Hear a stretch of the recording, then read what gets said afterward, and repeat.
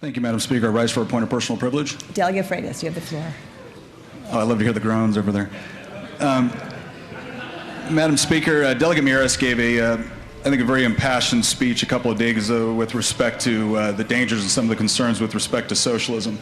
And the response he got was an interesting one, because the response was ultimately not a defense of socialism. The response ended up being more of a diatribe and an indictment of the United States and all of our previous sins. And it was amazing to me because as we heard the list of everything the United States is apparently responsible for, both in this country and across the world, there were certainly elements of truth to it.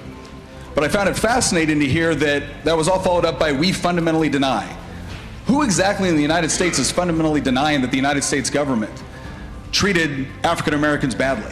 Who's fundamentally denying that the United States government treated Native Americans badly?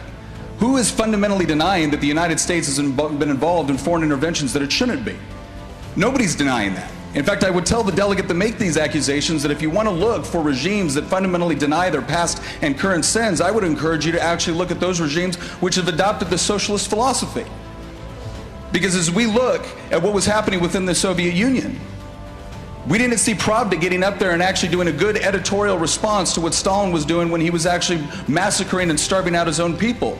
We don't see the press under Red China that was going and talking about the tens of millions of people that were dying under Mao's Great Leap Forward and Cultural Revolution. We see people being locked up in Cuba and Venezuela for being political dissenters.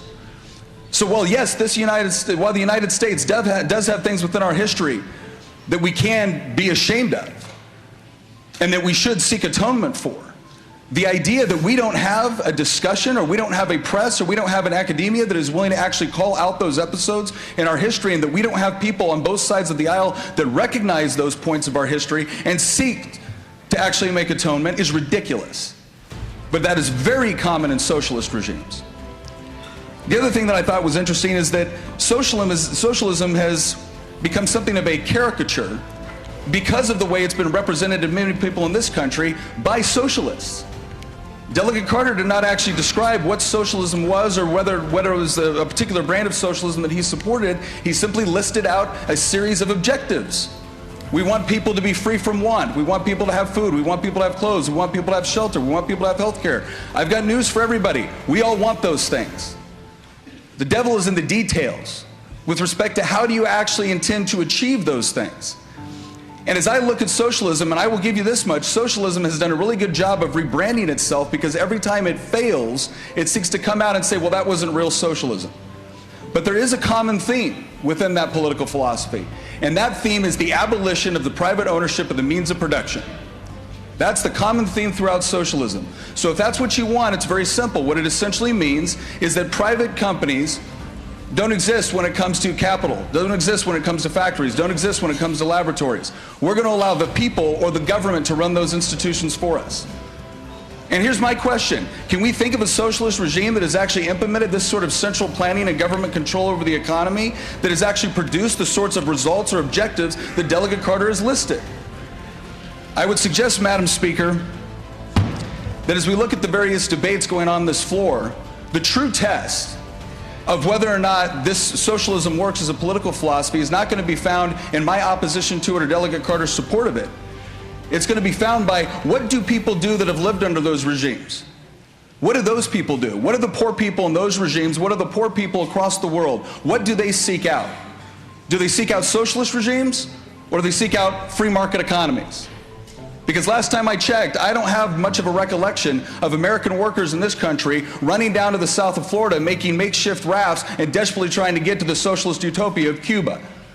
I don't recall people in West Germany desperately risking life and limb to go over, under, or through the Berlin Wall in order to make it into the Union of Soviet Socialist Republics. But I've got good news. Here in a free country, if you would like to live as a socialist, you are welcome to do so. You can get a bunch of your friends together, you can go get some property, and then you can go live on a commune. And guess what? I'm not going to try to stop you. I'll even try to lower your taxes. But you can't force me to go with you, and you can't force me to pay for it. And that is the true problem with socialism as it has been applied throughout history, no matter where it's attempted.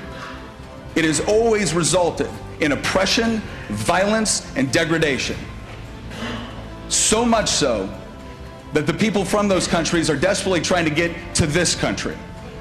And so, Madam Speaker, I would just simply say the United States is not just a country of entrepreneurs, it's not just a country of scientists, of artisans. We are also ultimately a country of people that rebel against any sort of political philosophy which would seek to deprive us of our liberty. And that is why I believe that socialism will never take root here in the United States. Thank you, Madam Speaker. Go to conventionestates.com, press the button, sign the petition. More importantly, get 10 of your friends to do the same. When you sign the petition, then that sends a letter to your state legislator. You go on the list in their district as a supporter. We deliver those lists to the state legislators. It means something to them.